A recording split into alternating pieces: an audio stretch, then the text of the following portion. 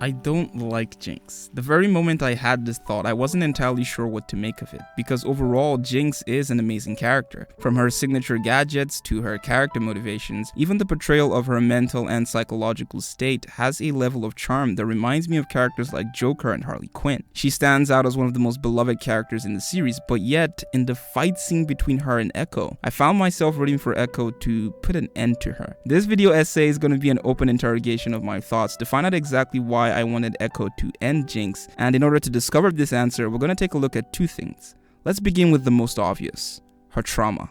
Jinx starts off as a little girl named Powder, and she's introduced to us as the youngest and weakest member of her family. She's someone who has a sincere desire to help, but all of her efforts only make matters worse for the members of the team. This makes her feel weak and incapable of contributing anything. Her feelings are further compounded by Milo's never-ending remarks of how much of a setback she is when brought along on missions. Although she scorns at his remarks, she cannot help but feel that the things he says about her are true. Her actions also serve as proof to her mind that she is in fact incapable. When she was given the task of securing the loot that they had stolen from the Cure Man's workshop, she throws it into the sea to prevent their attackers from taking it away. When she tells the rest of the team what happened, she's met with disappointment from all except Violet. In the later part of the episode, she eavesdrops on a conversation between Milo and her sister. She hears Violet agreeing with Milo's negative remarks, but she leaves before seeing Violet actually stand up to him. You see, all through Powder's self-doubt, Violet's belief in her was the only thing keeping her afloat. When Powder struggles to believe in herself, she looks to her sister, and this gives her the strength to do the things that frighten her. She's the light that lets Powder believe that she's far more capable than she knows. But when Violet tells Powder to stay behind on a rescue mission because she didn't want her getting hurt, Powder interprets this as Violet conceding to Milo's remarks, that she's only good for messing up missions, and this eats her up inside because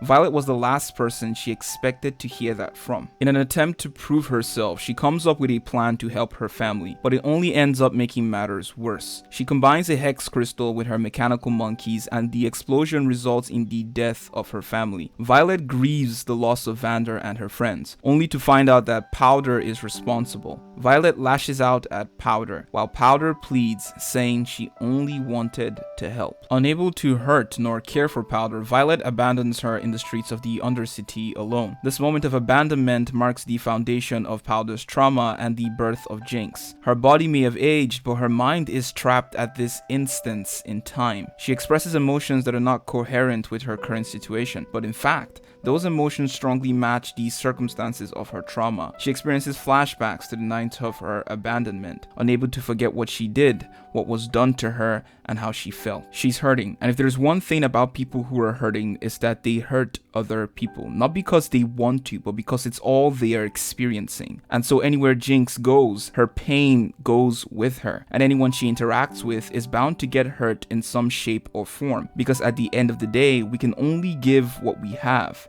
Nothing more, nothing less. Despite the amount of people she's hurt, Jinx has something that no other character does: the empathy of the audience. And the reason we empathize with her despite her actions is because we understand the circumstances that drove her to become the person that she is. Our knowledge of Jinx's trauma doesn't allow us to examine her actions with the level of objectivity that we would give to a person in the real world. The writers of Arcane show us how a little knowledge of someone's past can change the way we see them. This knowledge leads us to empathize. Our resentment does not fall on Jinx nor her actions. It falls on the circumstances that led her down a dark path. If you were to ask someone what moment in Jinx's life they wished turned out differently, there's a good chance they would point to this one: the night of her abandonment. If we were unaware of Jinx's past, I'm not certain we would deploy the amount of empathy we do now to her character. We would probably see her the same way the other characters in Arcane see her, as some crazy and unstable person. Our perspective may even be like that of Jace, a man who has experienced only the horrors dealt by Jinx, the lives she has taken, the things she has stolen, and the people she's hurt to get what she wants. Just like Jace, if that was all we knew about Jinx, we would have a sincere desire to bring her to justice. I guess at the end of the day, everyone has a past, or at least a series of events that has contributed to the formation of their identity, and I'm glad that as humans we're capable of empathy and that it gives us emotional insight into the most complicated of individuals and persons. Now, did I really want Echo to end Jinx? No.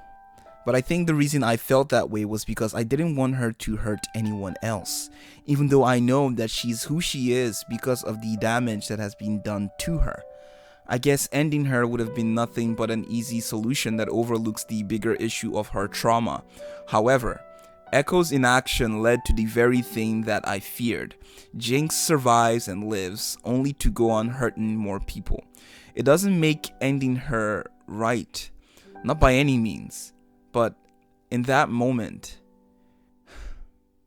it really felt like a solution.